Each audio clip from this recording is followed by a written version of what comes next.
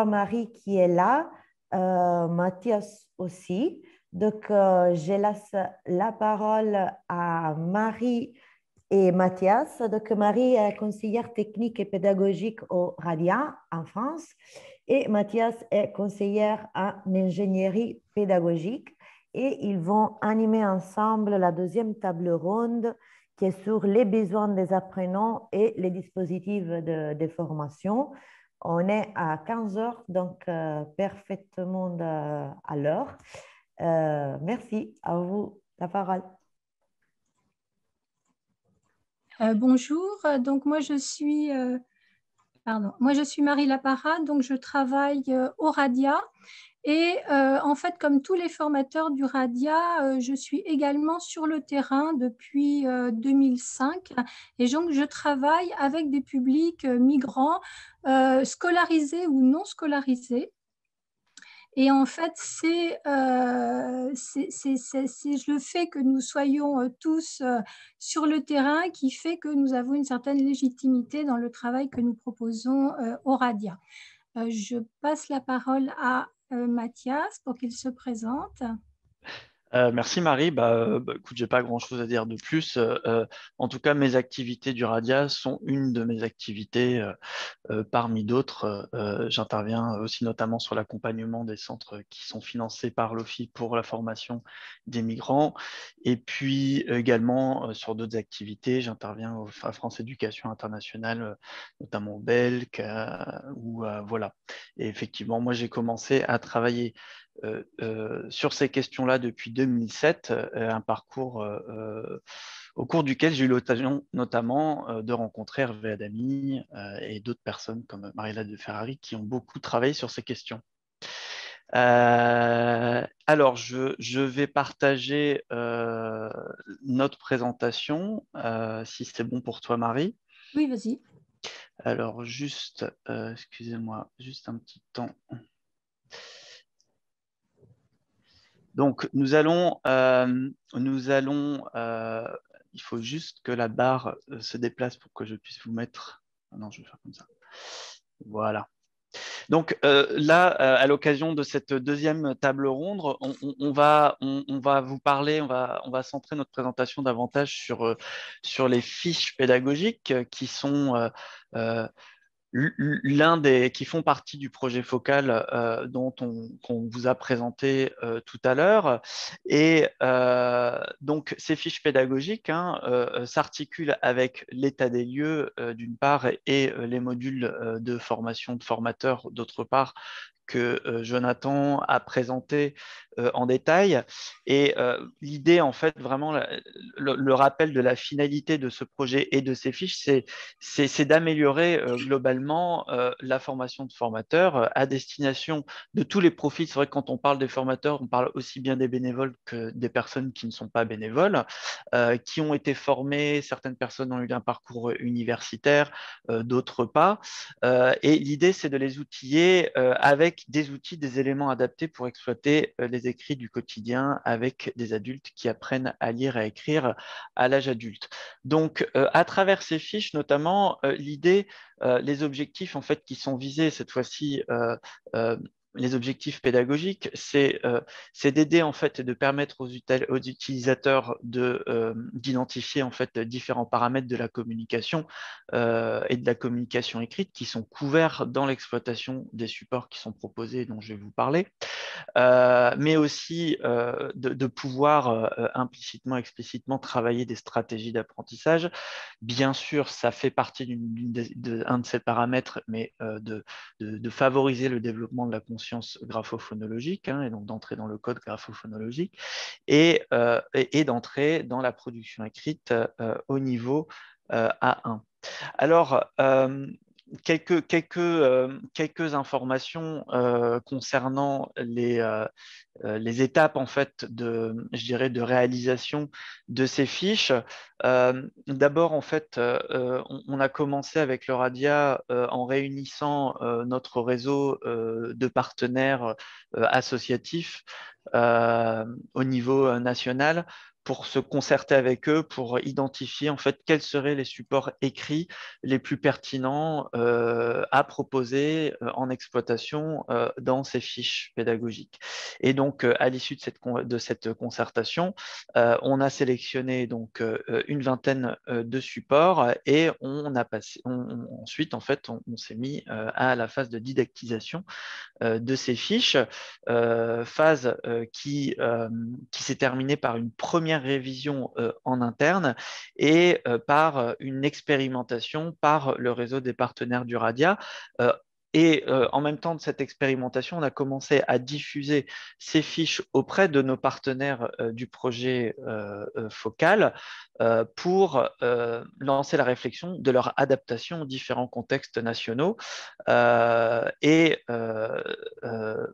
s'est en suivi une nouvelle expérimentation avant de finaliser complètement ces fiches. Donc, vous voyez, en fait, il y a vraiment eu un travail de réflexion et de relecture qui a fait l'objet, de réflexion qui a fait l'objet de plusieurs relectures. Alors, quel est le parti pris derrière la conception de ces fiches? Bon, le parti pris, c'est de répondre aux besoins des apprenants, mais c'est une question qui a émergé à nouveau là, dans la première table ronde. On va revenir dessus. Quels sont les besoins des apprenants?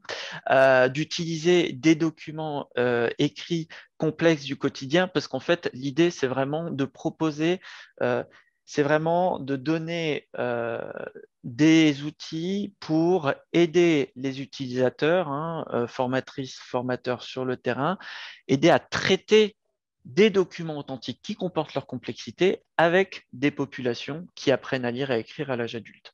C'est vraiment ça, en fait, l'idée. Développer, du coup, les compétences cognitives à travers ces activités. D'entrée, un autre parti pris qui est vraiment fondamental, c'est de préconiser et d'appuyer notre démarche sur une entrée dans l'écrit par le sens et non par le code, par le sens pour après atteindre le code, mais dans le cadre du sens et du contexte du document. Et puis, viser l'usage de ce qui est appris dans sa vie quotidienne.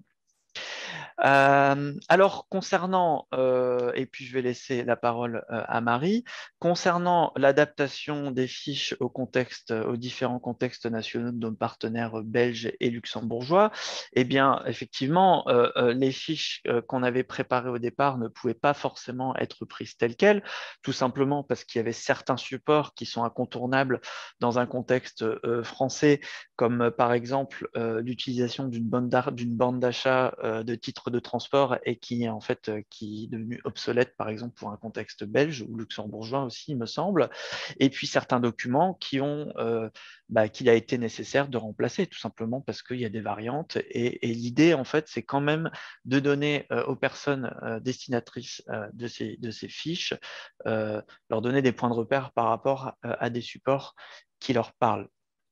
Marie, c'est à toi. Alors, je précise aussi que donc avec ces fiches, nous avons proposé donc une note méthodologique pour aider en fait les formateurs à s'emparer en fait de ces fiches, parce qu'effectivement rentrer par un document authentique n'est pas une démarche que l'on trouve dans les manuels alpha qui sont en vente. Et donc, voilà, on a tenu à vraiment accompagner l'usage, l'utilisation de ces fiches avec cette note méthodologique. Oui, Mathias, tu peux passer?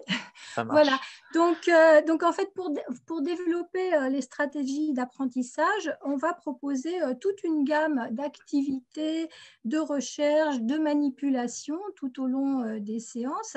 Et en fait, ces activités vont favoriser le développement des compétences cognitives, le balayage du document, la discrimination des informations saillantes, l'inférence. En fait, toutes ces compétences qui sont absolument indispensables à une entrée dans l'écrit en favorisant donc le sens.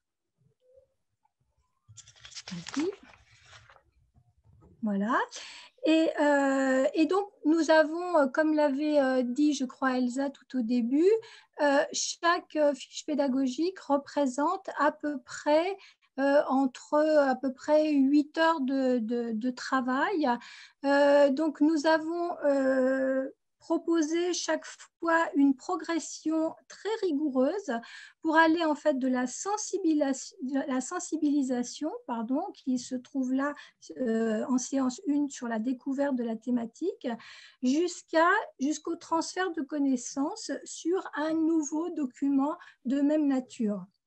Donc, en fait, on va accompagner tout au long de ces séances, on va accompagner grâce à ces activités l'apprenant qui va d'abord explorer globalement le document, identifier sa provenance, son titre, ses zones de texte, les informations saillantes.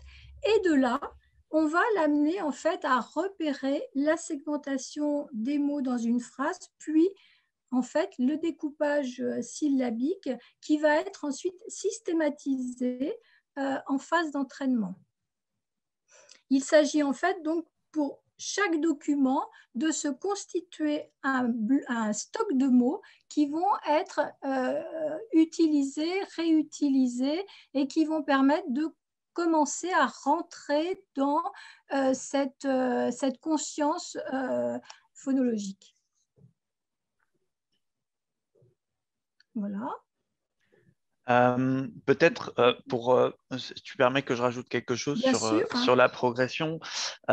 Donc effectivement, en fait, l'idée, c'est vraiment dans la phase d'acquisition en fait qui est représentée par le vert clair, c'est de faire reposer ça sur des matériaux, donc des mots-clés qui proviennent des documents et qu'on a aidé, et qui ont été identifiés par l'aide du formateur ou de la formatrice. Qui ont été identifiés par les apprenants.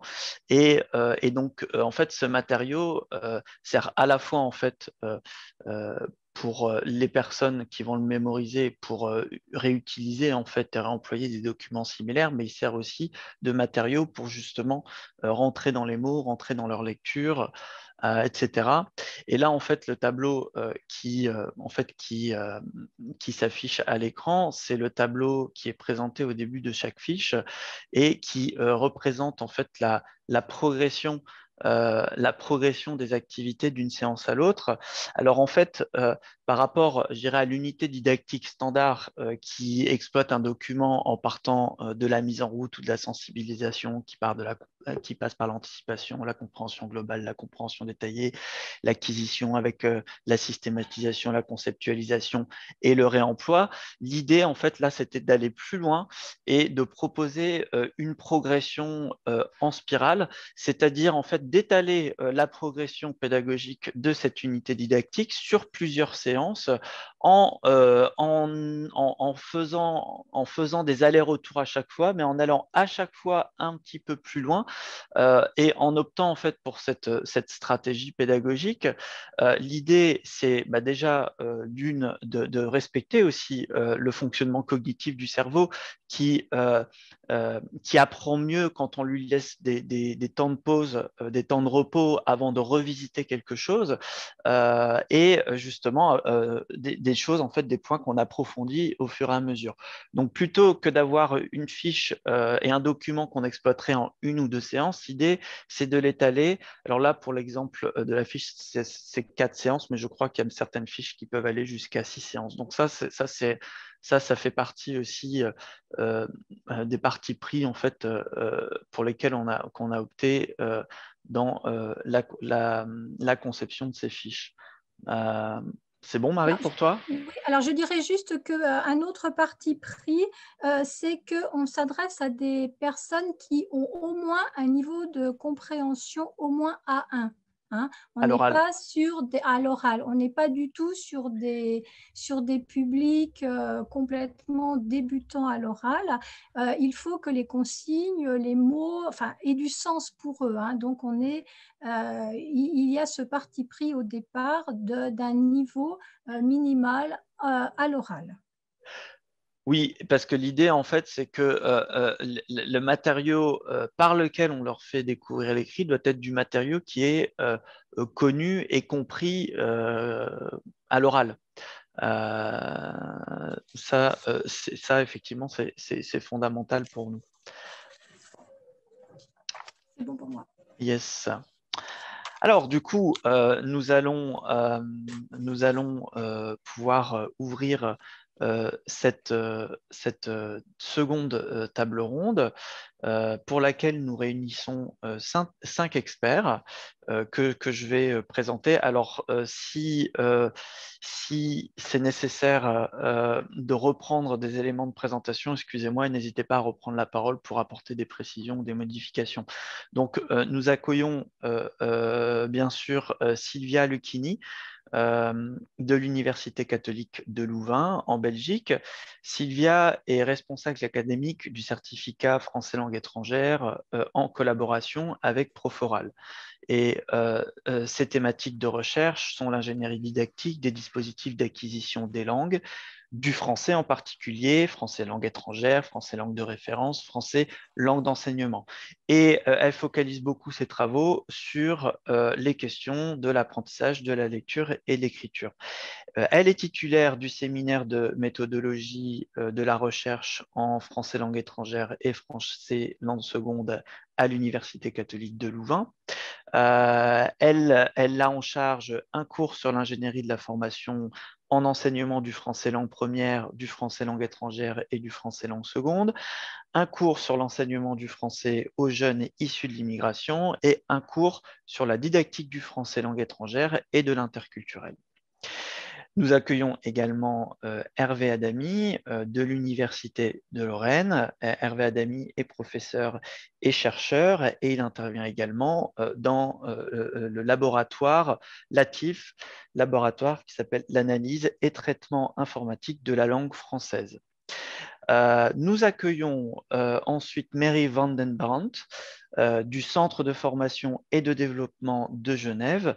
Mary est formatrice en alphabétisation. Elle a développé une méthode d'apprentissage de l'écriture. Maintenant, elle travaille pour l'Hospice général de Genève dans le domaine de l'aide sociale et de l'intégration des migrants. Elle propose un cours de sensibilisation à la langue et à la culture pour primo-arrivants. Actuellement, elle est en train de développer un nouveau projet alpha pour les migrants et elle développe également du matériel didactique adapté à ce public sur le site. Alors, il me semble d'avoir, si j'ai bien compris, alpha-i2.org. Bérangère Pichon, qui est responsable pédagogique et formatrice à langue et communication. Et donc, dans le cadre de ses activités de direction et de formation, elle est notamment responsable des actions de proximité dans son centre, actions de proximité qui couvrent aussi bien les ateliers sociolinguistiques, des ateliers d'alphabétisation que des ateliers d'insertion professionnelle. Et pour finir, Laurent Durviot, de la commission communautaire française. Il est en charge du suivi de la mise en place du parcours d'accueil pour primo-arrivants en région Bruxelles-Capitale. Est-ce que, merci en fait de nous rejoindre pour cette table ronde. Est-ce que je ne me suis pas trompé dans les présentations? Tout va bien? Tout va bien. Tout va bien, c'est bon. Merci. Alors, je vais arrêter le partage d'écran. Excusez-moi pour passer... attendez un instant. Voilà. Donc, la thématique de cette seconde table ronde, en fait, c'est les besoins des apprenants d'une part et les dispositifs de formation. Et avec Marie, nous voulions commencer. En fait, on va poser des questions et à chaque fois, en fait, on va découper cette table ronde en trois parties, si vous voulez, avec trois questions, mais autour desquelles nous allons pouvoir broder. Et pour chaque partie de cette table ronde, en fait, on va adresser notre question à l'un des domaines. En fait, tout à l'heure, Sarah et Jonathan disaient qu'on avait réuni des experts à la fois universitaires, des experts de terrain et des experts institutionnels. Donc, notre première question, on va d'abord l'adresser à Sylvia Lucchini et Hervé Adamy du domaine de la recherche. et on aimerait bien peut-être refaire un point sur les besoins des personnes qui apprennent à lire et à écrire à l'âge adulte. Quel éclairage en fait la recherche apporte-t-elle aujourd'hui sur ces besoins pour mieux les comprendre justement? Je ne sais pas si Hervé veut intervenir ou si j'interviens. Oh, vas-y, Sylvia, vas-y. Je t'en prie. En fait, j'ai pris connaissance aussi donc, des fiches que vous avez publiées sur le site et aussi, je dirais, de résumer sur les résultats transversaux de la recherche que vous avez également publié sur le site. Et puis, j'ai pris connaissance de votre PowerPoint maintenant. Alors, pour moi, un peu le constat que je peux faire, c'est que du point de vue du contenu, alors déjà, une première chose me semble très bien, et qui est le fait d'avoir travaillé par ce qu'on appelle les genres discursifs, c'est-à-dire des textes qui sont présents dans la société et auxquels ils sont confrontés. Je pense que c'est vraiment intéressant et que, voilà, c'est comme vous avez dit, ça donne du sens, ça donne... Il y a juste une chose par rapport à ce besoin, c'est que, bon, ils sont réduits quand même à quelque chose de très fonctionnel. Or, il me semble aussi que les besoins, c'est aussi d'utiliser la langue pour penser, pour parler, pour défendre une opinion, pour être acteur le plus qu'on peut dans l'environnement voilà, dans lequel on est. Et de ça, il me semble qu'il y a peu de traces. Voilà, alors je dirais les besoins ne sont pas seulement les besoins de manger tous les jours, ou ce qui est absolument fondamental, ou de passer le permis de conduire. C'est aussi d'exprimer une opinion, c'est aussi de l'écrire, c'est aussi de la partager. Et c'est aussi, par exemple, d'écrire des textes qui sont de l'ordre du narratif, du littéraire. On ne vit pas que... il y a un dicton en italien qui dit qu'on ne vit pas que de pain. Et donc, voilà, le reste est important aussi. Et donc, là aussi, il me semble que ces fiches sont vraiment fort centrées sur la lecture-compréhension, ce qui est très bien, mais peu sur la production. Or, la production, c'est aussi l'expression de soi, c'est l'expression aussi des besoins, c'est l'expression d'une présence, c'est l'expression d'une opinion, voilà. Alors, j'ai entendu lors de la table ronde précédente la question des langues maternelles, mais je pense que ce n'est pas l'objet ici, donc à l'occasion, je reviendrai sur ça, parce que c'est vrai que c'est vrai que j'ai travaillé sur l'apprentissage de la lecture et de l'écriture. C'est vrai que j'ai toujours travaillé, je dirais, avec des enfants, mais en faisant le passage, donc en faisant le lien avec le niveau de leurs parents. Donc j'ai aussi une idée, je dirais, de comment les choses se mettent en place au niveau familial. Et donc, j'ai surtout travaillé avec un public dont le français n'était pas la langue première. Et donc, cette question-là m'a quand même intéressée pendant longtemps. Alors, maintenant, ça, c'est du point de vue du contenu. Du point de vue de la méthodologie, il y a pour moi, donc c'est intéressant, il y a pour moi un gros problème qui subsiste, et c'est que la conscience phonologique n'est pas traitée. Alors, vous avez parlé, même dans votre présentation de conscience graphonologique, de segmentation en syllabes, et il me semble qu'il s'agit de syllabes écrites. En réalité, ceci n'est pas la conscience phonologique. La conscience phonologique est une capacité orale, pas écrite, qui consiste en la possibilité, surtout et essentiellement, de scinder la syllabe, non pas de séparer en syllabes. Le séparer en syllabes est une compétence qui est une capacité plutôt qui existe et qui existe chez les enfants de manière relativement précoce et qui n'est pas complexe du point de vue je dirais, du travail cognitif. Ce qui est très compliqué pour des personnes qui ne sont pas alphabétisées, c'est de scinder la syllabe, c'est-à-dire de comprendre que pas fait a. Voilà, c'est ça en fait le gros. Et donc, cette conscience phonologique, elle émerge avec la lecture, donc elle n'est pas spontanée, ou bien sous l'effet d'entraînement intensif. Alors, ces entraînements n'existent pas pour l'instant. La grande difficulté ici, et c'est une difficulté pour avoir aussi accompagné des mémoires sur cette question, est que toutes les méthodes qu'on connaît actuellement sont des méthodes pour enfants et qui sont totalement inadéquates pour adultes. Alors, même les essais qu'il y a eu dans les mémoires, de créer des matériaux pour adultes n'ont pas été très convaincants. Donc, le problème reste entier.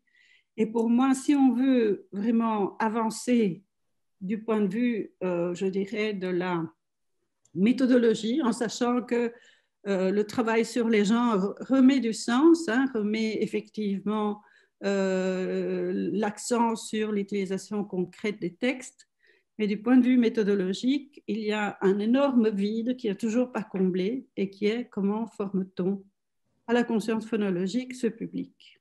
Voilà, je pense que j'ai fait un premier tour. D'accord, merci Sylvia.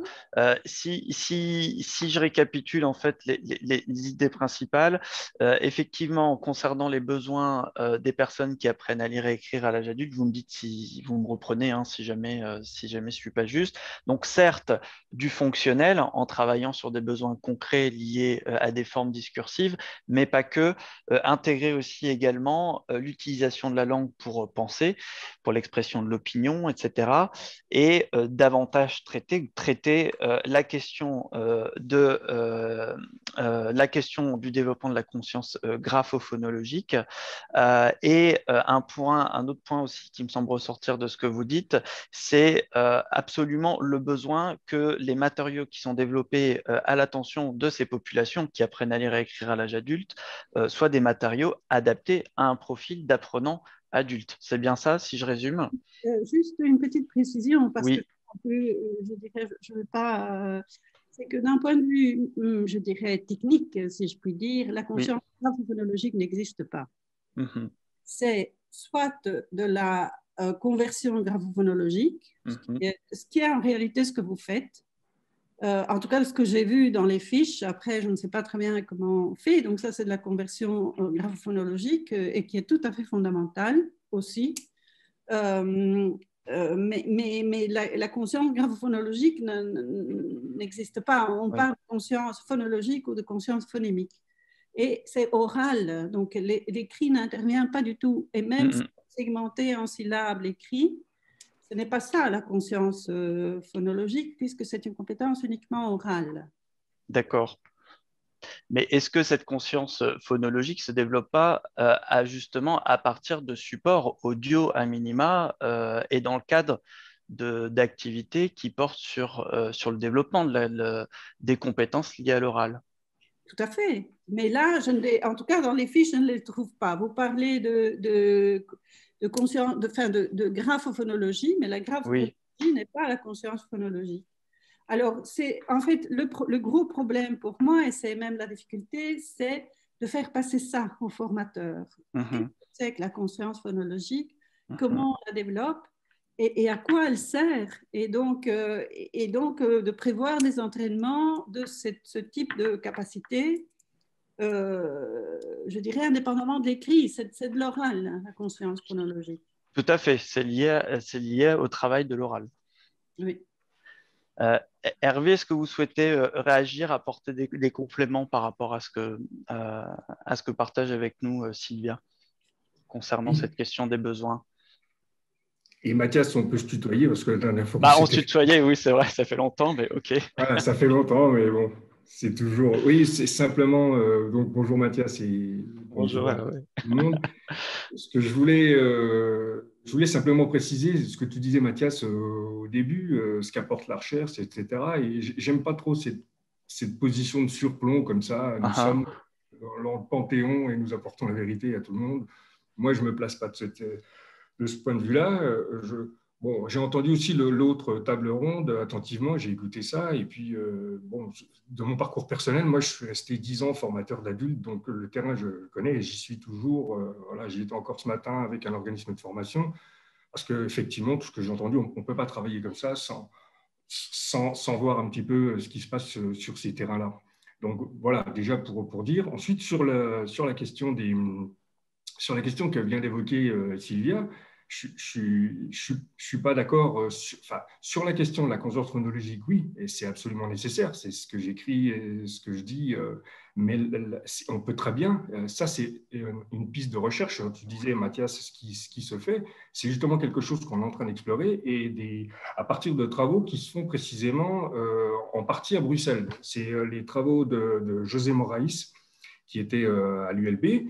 Et puis aussi, travaux très intéressants de Régine Kolinski, qui travaille avec Stanislas Dehaene, etc., et qui montrent notamment ceux de José Moraes, et depuis un moment. Hein, c'est des travaux qui ne sont pas tout à fait récents, mais qui sont confirmés par toutes les recherches neurologiques qui montrent qu'en fait, il a travaillé, lui, avec des adultes analphabètes, avec des Portugais, parce qu'il est d'origine portugaise, donc il a fait ce travail. Et lui, ses travaux et d'autres, tous ceux de Dehaene, Kolinski, etc., ont montré qu'en fait, pour des analphabètes, le fait d'apprendre à lire et à écrire développe cette conscience phonologique. Ça veut dire que pour les analphabètes, des adultes analphabètes, ils perçoivent des syllabes, mais en deçà, ce qu'on appelle le phonème, même si le phonème, c'est très difficile à définir, ils ne le perçoivent plus. Or, justement, l'entrée en écriture les aide à percevoir ces phonèmes. Ça a l'air contradictoire, mais c'est comme ça. C'est parce qu'en fait, ils en prennent conscience. Et donc, des individus qui sont alphabétisés, plus ils sont alphabétisés, et plus on va avoir une perception plus nette et plus claire des phonèmes, parce qu'en gros, on les voit. Donc, ils trouvent une matérialité qu'ils n'ont pas avant. Donc, en fait, l'idée, ce que j'essaye d'explorer en ce moment, pour travailler concrètement avec des outils pédagogiques, avec des outils didactiques. On a d'ailleurs un site, c'est pour ça que j'essaye de produire. Après, on peut toujours le critiquer. Je ne sais pas si c'est concurrence avec Focal, je ne pense pas, mais on a un site qui s'appelle le portail français langue d'intégration et d'insertion, où on met en accès libre, tout le monde peut y aller, en accès libre des outils, des activités pédagogiques. Il y en a des dizaines et des dizaines, et notamment sur l'alphabétisation. Et l'idée que j'essaye là, c'est de la recherche, mais qui va se concrétiser si ça marche, si ça fonctionne immédiatement par des outils, c'est d'utiliser le traitement automatique de la parole avec des outils qui sont facilement sur l'ordinateur, sur le téléphone. Ça veut dire le fait d'écrire quelque chose et puis de l'entendre immédiatement. Hein. Vous connaissez le système, vous cliquez sur quelque chose qui est écrit et puis hop, ça passe à l'oral. Et puis on peut passer au contraire de l'oral à l'écrit, ça veut dire dire et puis voir ce qui s'écrit et puis faire un travail. Donc là, après, il faut qu'on mette au point ce type de recherche et puis voir comment ça s'écrit et puis de nouveau de l'entendre. Ah ben non, c'est pas exactement ça, donc je recommence. Donc c'est cet aller-retour entre l'oral et l'écrit qui peut nous apporter quelque chose de fondamental. Mais ça vaut vraiment pour ceux qui débutent à la fois qui sont analphabètes, qui n'ont jamais été scolarisés dans aucune langue que ce soit, et qui apprennent le français, qui commencent à apprendre le français, donc qui sont peut-être en dessous voilà, si on reprend les fameux niveaux du cadre européen, qui sont en dessous de A1. Mais enfin, en tout cas, c'est quelque chose qui est vraiment à explorer, parce qu'on peut s'appuyer sur passer de l'oral à l'écrit, mais pas de le faire comme ça, petit bonheur de la chance, en sachant que ça ne fonctionne pas comme ça. Mais il y a des études qui sont très instructives et très claires là-dessus, où on peut s'appuyer sur l'écrit pour passer à l'oral et inversement. Voilà. Donc, tout à l'heure, il y avait une question qui était posée dans l'autre table ronde sur l'apport du numérique. Eh ben, ça peut être, et c'est des outils qui sont assez...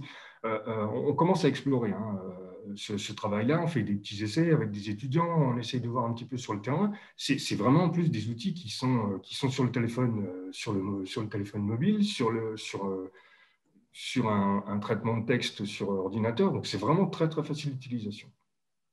Voilà, donc pour l'instant, on explore et puis on verra bien ce qui va en sortir, mais à mon avis, il y a des pistes. Merci Hervé. Oui, Sylvia, allez-y. Je peux juste préciser une chose. Pour avoir travaillé avec José Moraes et Régine Kolinski au temps de ma thèse, qui était justement sur l'apprentissage de la lecture chez des enfants, je dirais, non natifs.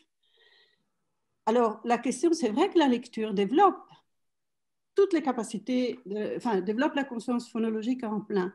Mais ce qu'on voit, et qui est aussi repris par lui dans les différents articles qu'il a écrits, c'est qu'il faut un minimum de conscience phonologique au départ pour qu'elle se développe avec la lecture. Et c'est ce minimum-là, en tout cas que moi je n'ai pas retrouvé chez beaucoup d'enfants de 5-6 ans, et qu'on n'arrive pas à atteindre sans un entraînement spécifique.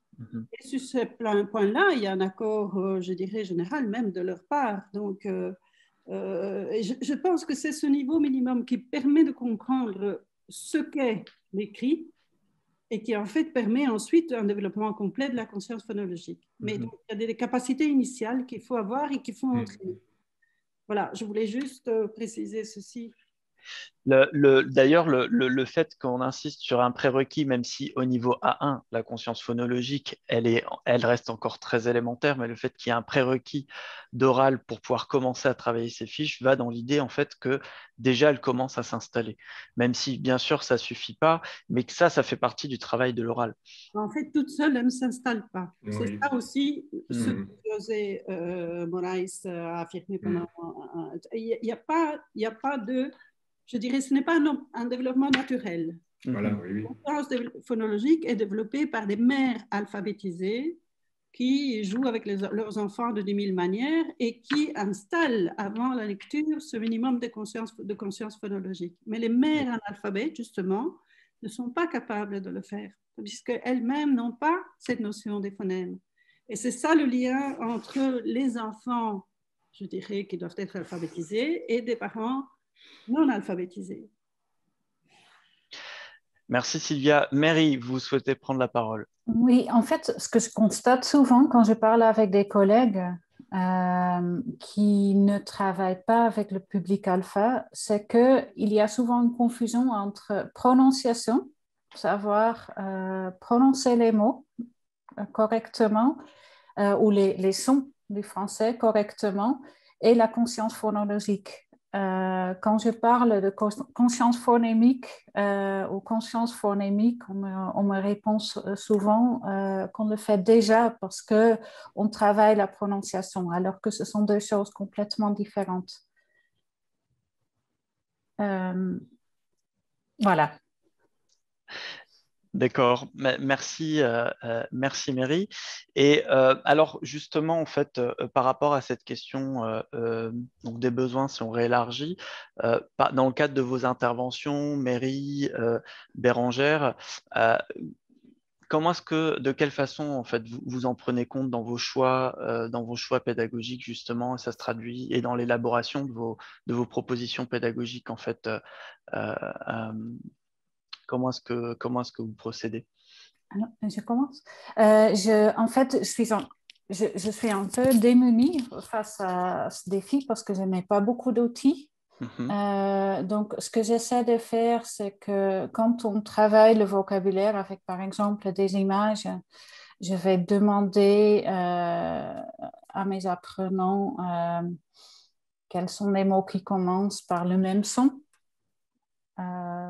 Par exemple, ils ont des images avec des fruits. Donc, ils ont une pomme, une banane, une mangue, une poire, et ils vont associer les mots pomme et poire qui commencent tous les deux par le son ou le phonème P. Ou je vais leur demander des rimes.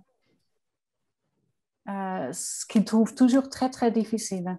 Ils les trouvent rarement. On compte les syllabes, même si, comme on a dit, c'est un peu l'exercice le plus abordable, le plus facile que même une personne analphabète peut faire. Voilà, mais tous ceux qui ont si vous avez des tuyaux, des idées, des astuces, je suis preneuse.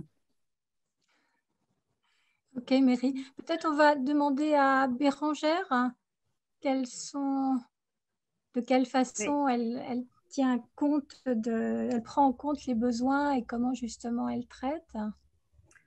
Et nous, on a eu de la chance parce que, comme je disais là, lors d'une autre réunion, on bénéficie là de financements assez conséquents en fait pour accompagner un public non scolarisé qu'on a subdivisé en 3 niveaux. Donc là, c'est vrai que quand on parle à des fiches focales, c'est plutôt en fait ce qui pourrait en fait intervenir sur le dernier palier pour des personnes avec un niveau oral A1. Et sur les 2 premiers niveaux, donc pour des personnes complètement allophones et débutants à l'écrit, non scolarisés, on a en fait essayé d'imaginer comme on pouvait avec le niveau de formation que l'on a, hein, et je rejoins, ça pose quand même les questions de croiser énormément de choses et donc, en fait, on a des ateliers de 3 heures et on s'est reposé la question, en fait, de comment, en fait, rythmer chaque séance, de pouvoir, en fait, sécuriser, du coup, la rentrée dans ces différents apprentissages. Et donc, on va travailler à la fois sur du matériel lettré et donc, du coup, sur une pédagogie qui va ressembler à celle de l'ASL. Mais à côté, on va avoir 45 minutes, 1 heure qui va être vraiment consacré au apprendre à apprendre et du coup là ce qui est donc là le sujet de discussion la conscience phonologique donc c'est la création de l'auto-sonore pour du coup aussi pouvoir rentrer en fait se concentrer entendre des sons différents aussi simplement de ce qui va être lié à du matériel sonore avec signification. Donc, on va travailler sur des lotos sonores, on va travailler énormément sur, par exemple, où sont des sons d'attaque, combien de fois je peux retrouver des sons dans certains mots.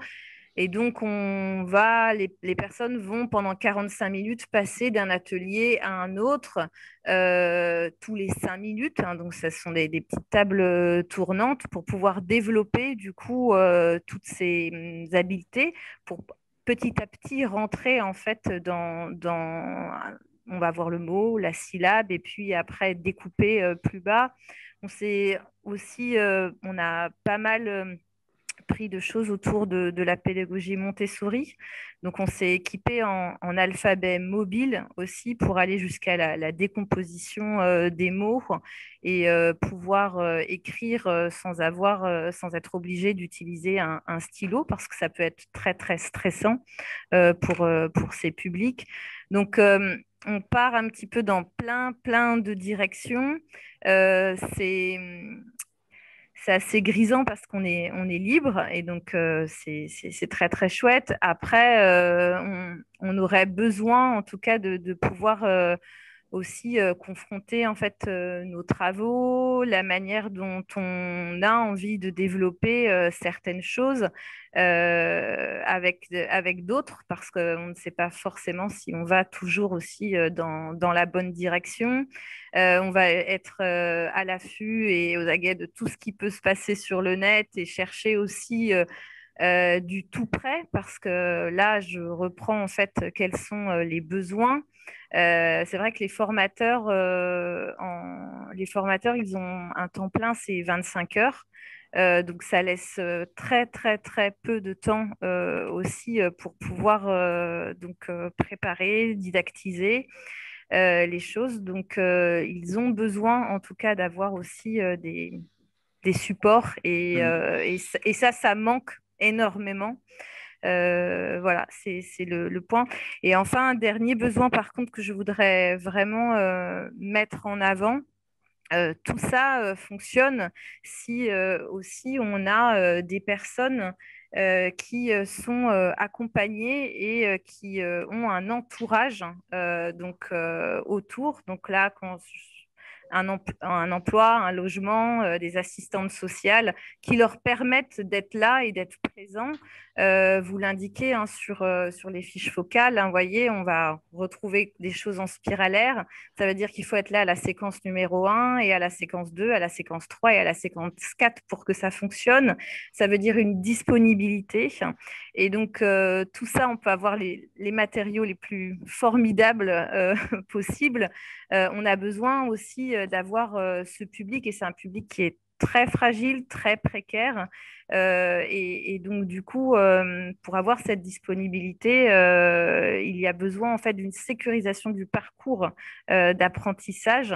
Et ça, c'est très, très important. Et ça, c'est souvent un frein, en tout cas, nous, sur le terrain. Voilà. Merci Bérangère. Si donc là en fait la question de besoin effectivement elle est fondamentale pour déterminer en fait le choix des supports du matériel qu'on va employer pour pouvoir intervenir auprès des personnes qui nous intéressent et pour aussi déterminer la méthodologie qu'on va mettre en place. La question du besoin elle se répercute aussi dans les choix qu'on fait, les critères que l'on va prendre pour constituer des groupes ou de manière, en ayant plus de hauteur, déterminer des parcours. Et alors là, ça m'intéresserait d'avoir le regard de Laurent Durvio pour savoir justement de son point de vue comment cette question des besoins, en fait, elle est répercutée dans les critères, en tout cas les déterminations des critères qui permettent d'établir tel ou tel parcours, dans les parcours que vous mettez en place, par exemple, dans la région Bruxelles-Capitale. Oui, bonjour. Donc, dans le cas des parcours d'accueil, il faut savoir qu'effectivement, ma collègue l'a expliqué dans la première table ronde, où effectivement, déjà, on a distingué effectivement 3 types de profils, on va dire, par rapport à l'apprentissage du français. Et donc, il y a soit le public les analphabètes, soit du FLE, mais alors là, il y a le FLE qu'on appelle A pour des personnes qui ont été peu scolarisées, et un FLE, donc c'est-à-dire entre les compétences du CEB et les compétences de fin de secondaire. Et alors, un autre type de parcours qu'on appelle le FLE B pour ceux qui ont au minimum les compétences du secondaire supérieur. Et donc, effectivement, dans le cadre du parcours d'accueil pour primo-arrivants, tous les enjeux, une grande partie des enjeux déjà se situent en termes de constitution des groupes, dans la mesure où ce sont au sein des bureaux d'accueil pour primo-arrivants que se font les bilans linguistiques et qu'on essaye de positionner les personnes par rapport aux compétences qu'ils ont déjà par rapport à la maîtrise du français. Et donc, là, il y a d'abord déjà donc des enjeux quant à bien identifier si on relève de la filière alphabétisation ou de la filière français langue étrangère, sachant qu'il y a tout un public qui se trouve un petit peu à la marge, parce qu'on parle toujours de compétences équivalentes au CEB, d'un certain nombre d'années d'études, mais qu'on sait très bien qu'en fonction des pays dans lesquels proviennent les primo-arrivants et du type d'enseignement qu'ils ont pu recevoir, en fonction également du temps qui s'est passé entre la scolarité et le moment où ils arrivent chez nous, je dirais que ce n'est pas toujours facile, effectivement, de déterminer les bonnes filières. Alors, le choix qui a été posé dans le cadre du parcours d'accueil, c'est aussi d'avoir un système modulaire. Et effectivement, par exemple, pour des FLEA, il y a 4 modules différents. Donc, l'objectif, c'est toujours d'atteindre le niveau A2 du CECR. Donc, c'est en lien avec le cadre européen de référence. Donc, par exemple, donc pour le FLE A, il y a 4 modules. Pour le FLE B, il n'y a que 2 modules. Dans la filière alphabétisation, si on veut arriver jusqu'au niveau A2, il y a 6 modules différents. Donc, il y a déjà effectivement le bon positionnement de départ. Et une des difficultés que l'on a, c'est que ce sont au sein des bureaux d'accueil qu'ils constituent les groupes qu'ils vont aller suivre des cours auprès d'opérateurs que nous avons conventionnés. Et donc, ce ne sont pas les opérateurs linguistiques qui constituent eux-mêmes leur groupe. D'où effectivement une difficulté complémentaire dans la mesure où les formateurs aiment effectivement avoir des groupes qui sont plus ou moins homogènes au niveau des compétences des apprenants et que comme ces groupes sont constitués de primo-arrivants qui en plus viennent des 3 bureaux d'accueil différents, les 3 bureaux d'accueil peuvent effectivement inscrire des personnes, donc l'ensemble des travailleurs sociaux peuvent inscrire des personnes, donc on est face quand même à des enjeux et il y a on a mis en place un système quand même de concertation et on finance des structures pour justement essayer de faire en sorte que les personnes se parlent et que les bilanteurs, d'une certaine manière, soient beaucoup plus conscients finalement des difficultés que les formateurs ont et pour parvenir à essayer d'avoir des groupes le plus homogènes possible. Alors, dans quelle mesure ici, nous, le niveau institutionnel, on a pris en compte les besoins? Une des grandes difficultés que l'on a, c'est un taux d'abandon ou d'absentéisme assez important, effectivement, de ce public.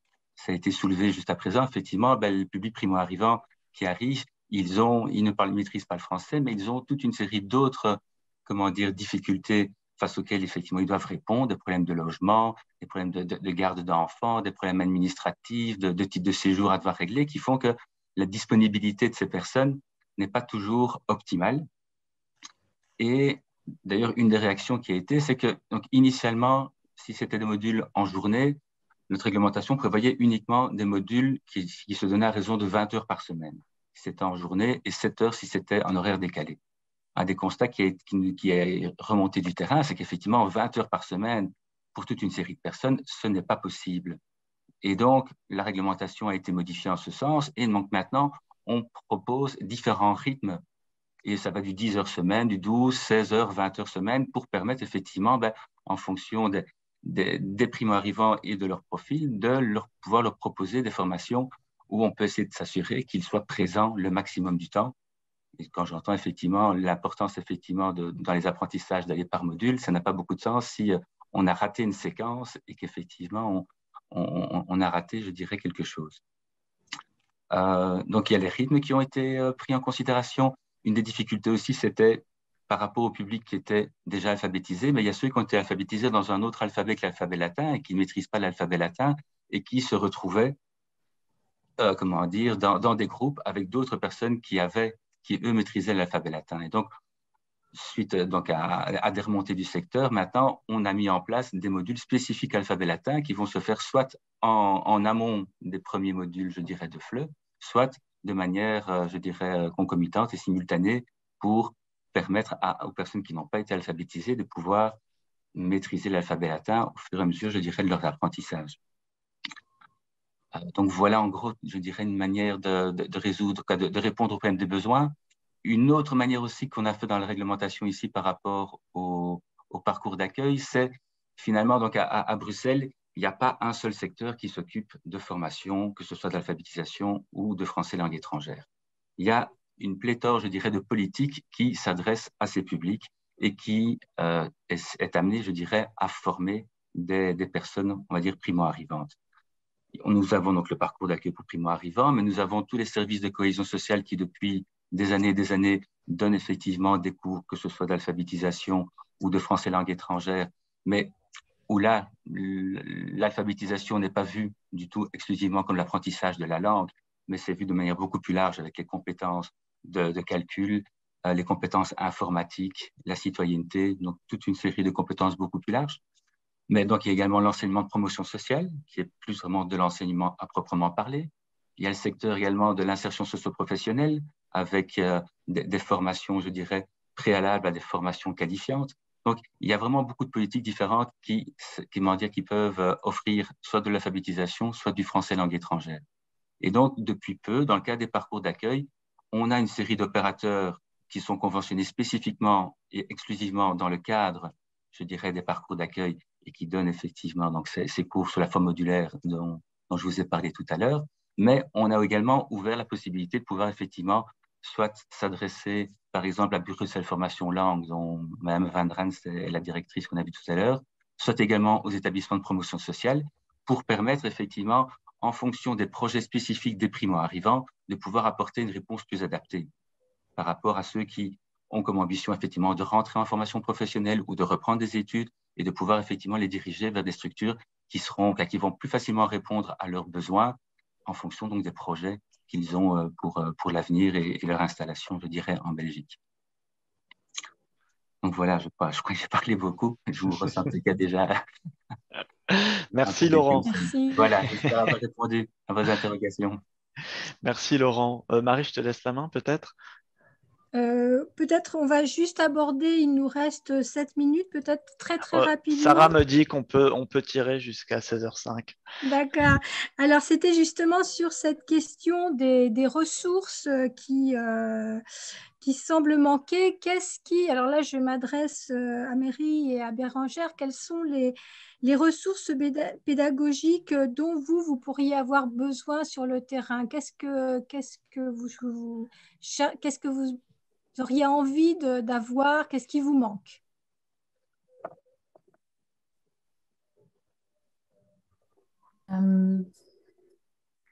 Je commence. Allez-y, Mary. Alors, je dois dire que quand il y a quelque chose qui me manque, je commence à le développer moi-même, mais ce qui fait que je n'ai jamais assez de temps et je n'arrive jamais à le mettre à quelque chose de complet. Il me manque beaucoup du matériel de lecture en autonomie. Et du matériel, moi-même, je développe beaucoup de matériel un peu tactile de style Montessori. Que j'ai beaucoup d'apprenants qui se sentent en échec et qui ont besoin d'être mis en confiance. Et qui profitent beaucoup de matériel permettant l'autonomie, justement, le travail en autonomie et l'autocorrection. Et j'en développe beaucoup, mais comme je dis, c'est jamais assez, en fait. Il y a toujours des lacunes dans ce que je peux offrir par rapport en termes de temps, en termes de disponibilité, par rapport à leurs besoins d'apprentissage. D'accord, mais donc ça serait surtout donc de développer des outils que les participants pourraient utiliser en autonomie, c'est bien ça? Oui, ou en semi-autonomie, en partie dans la classe, mais aussi à la maison, par exemple sur leur smartphone ou pas, sur papier. Non seulement ça les met en confiance, ça les motive et c'est très important. Oui. D'accord. Merci beaucoup, Mary. Bérangère, quel est votre... Je rejoins ce qui est dit. Hein. C'est vrai que ce que je disais tout à l'heure du prêt à l'emploi, hein, entre guillemets, c'est toujours très pratique. Et donc, en fait, sur le côté vraiment autocorrection, ça, c'est très important. On a déjà énormément de choses hein, sur la partie vraiment ASL. On a énormément de choses. Hein. Quand on va sur ASL Web, on a énormément de ressources. Donc, c'est vrai que ce qui est intéressant aussi, c'est pour l'auto-formation des formateurs, c'est toutes ces recettes magiques qui peuvent être comment didactiser très rapidement un document et comment aller jusqu'au bout. C'est-à-dire que voilà, je suis avec un public non lecteur, non scripteur. J'ai toutes ces phases-là de démarrage, mais après, je veux vraiment aller jusqu'au bout, c'est-à-dire rentrer dans l'écrit et rentrer dans ma progression pédagogique. Et là on manque cruellement d'outils. Donc, c'est comment créer très rapidement des batteries pour travailler la discrimination visuelle à partir je suis partie, je sais pas, du plan de métro ou d'une affiche et hop, quels sont entre guillemets les incontournables à travailler et donc du coup pouvoir créer de la discrimination visuelle, de la discrimination auditive, serrer, remettre dans l'ordre et aller jusqu'à la production écrite, jusqu'à les tâches aussi. Je pense que ça, c'est très, très important. Après, je trouve aussi qu'on manque beaucoup, c'est de supports oraux, de compréhension orale réellement adaptés, avec des exercices aussi adaptés pour un public alpha. Quand je dis alpha, ça va être du coup pour toutes ces personnes qui arriveraient un petit peu à rentrer dans la compréhension détaillée. Vous voyez, on va passer le niveau, voilà, vous êtes à qui, vous êtes à combien. On sait faire ça, en fait, sur la compréhension globale. Mais ce qui est sur la compréhension détaillée avec des documents sonores didactisés et faits pour ce public pour qu'on puisse aussi après s'appuyer sur la transcription pour partir aussi et retrouver en fait je sais pas, un graphème qu'on souhaiterait exploiter et qui serait dans la transcription et avoir des questions qui seraient du coup adaptées et qui prendraient en compte ces difficultés de lecture. Donc avec des questions, des réponses qui seraient imagées, partiellement imagées. Et ouais, il y a des choses à construire et c'est vrai qu'on manque de support. Voilà. Merci Bérangère. Marie, tu permets, je rebondis en fait, parce que c'est vrai qu'en fait, bon, la demande d'outils, elle est vraiment constante et moi, quand je fais des formations de formateurs, en fait, elle est toujours très présente. Après, la question de la démultiplication des outils peut poser aussi question.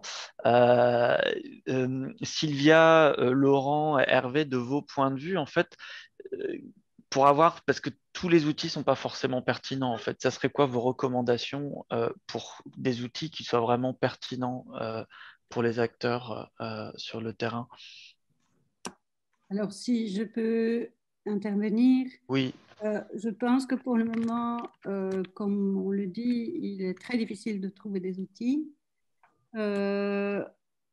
Et donc, moi, ce que je crois, c'est que c'est là que le monde de la recherche et le monde des formateurs, le terrain doivent se rencontrer. Et donc, ces outils, il faudrait les construire, il faudrait les valider, tant au point de vue, justement, conscience phonologique, pour lequel il n'y a pratiquement rien, en tout cas pour les adultes. Il y a bien sûr beaucoup de matériel pour les enfants, mais pour les adultes, il n'y en a pas, que je sache. Et donc, c'est là qu'il faudrait, alors sous forme effectivement de recherche-action, il y a vraiment pour moi là l'urgence d'un travail commun entre des praticiens et plutôt des chercheurs. Merci Sylvia. Mary souhaite réagir. Et peut-être Hervé, c'est ça? Oui. Alors, vas-y Hervé, et je redonne la parole à Mary. Oui, ce que dit Sylvia, on essaye de le faire justement, c'est ce que j'ai expliqué tout à l'heure.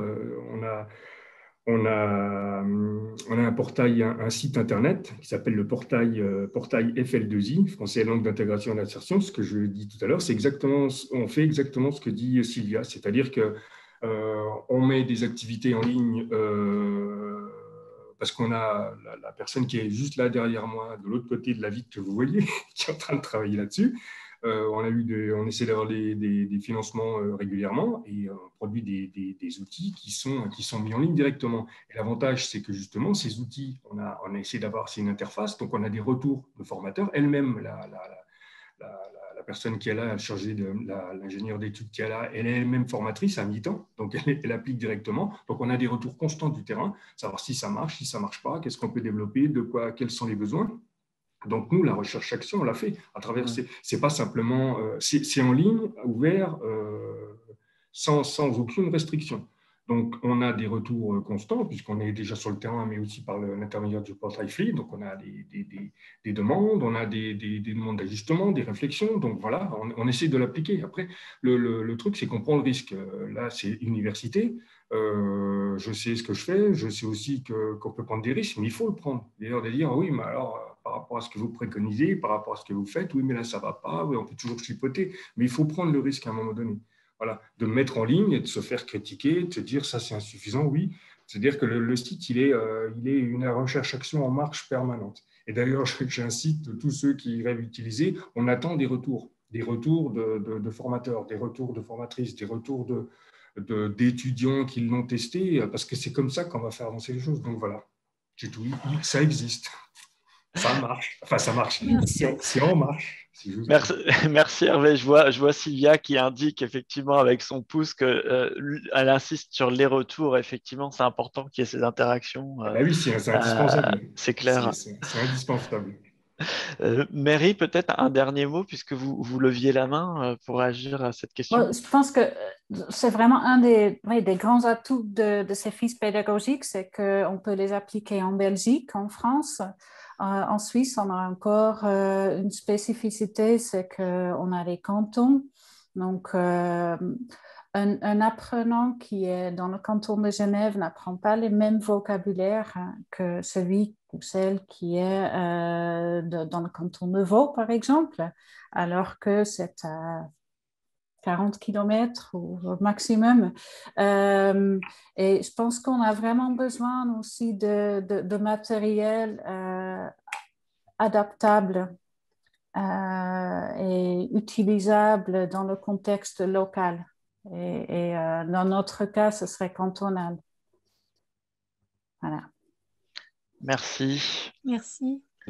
Si je peux encore me permettre peut-être? Bien sûr. Pour expliquer peut-être la situation à Bruxelles, quand même, où par rapport à tout ce qui est échange d'outils, donc il y a l'ASBL Lire et Écrire, que j'imagine beaucoup d'entre vous connaissez, mais cette ASBL est reconnue comme CREDAF dans le cadre de la politique de cohésion sociale de la COCOF. Et donc, c'est un centre régional pour l'apprentissage, pour l'alphabétisation, l'apprentissage du français pour adultes. Et donc, eux développent toute une série de mallettes pédagogiques qui sont mises à disposition de l'ensemble des formateurs. Et ce sont des outils qui sont vraiment construits, je dirais, avec le terrain, qui sont testés avant d'être, mis à disposition des formateurs. Donc ça, c'est vraiment pour l'alphabétisation. Mais par rapport au FLE, il y a Proforal, justement, qu'on subventionne également par rapport à tout ce qui est la plateforme Bruxelles FLE, où il y a également toute une série d'outils pédagogiques qui sont mis à disposition, je dirais, de l'ensemble des formateurs et qui sont, a priori, toujours créés avec les formateurs également et testés avant d'être, mis en ligne, mais par rapport auquel il y a toujours une ouverture, par rapport à une adaptation, effectivement, par rapport aux confrontations et le retour des formateurs. Donc, on a des outils pareils à Bruxelles également. Merci Laurent. Voilà. Bien, mais je crois que nous sommes juste dans l'heure qui nous a été. Parfait. Parfait. Je sais que c'est frustrant des fois, mais voilà, on avait dit au début que les programmes étaient très denses. Donc, il y a pas mal encore de discussions dans les chats. On demandait justement à Hervé comment les contacter pour donner des retours sur les fiches. Je tenais aussi à souligner ce qu'il disait parce que c'est un peu aussi notre slogan. Il faut prendre les risques de mettre en ligne les fiches. C'est vrai, c'est vrai. Il faut aussi, dans tout ce qui est innovation, il y a en fait un certain degré d'erreur. Et il faut accepter l'erreur, sinon je pense qu'on ne progresse pas. Donc, merci. Et merci à tous et toutes les participants à cette table ronde. Là, on va faire une toute petite pause, 10 minutes vraiment, et après, on revient pour la dernière table ronde. Donc, je vous demande vraiment d'essayer de respecter les 10 minutes. On se retrouve ici à 16h16. Donc, c'est aussi un numéro précis. Merci beaucoup. À tout à l'heure.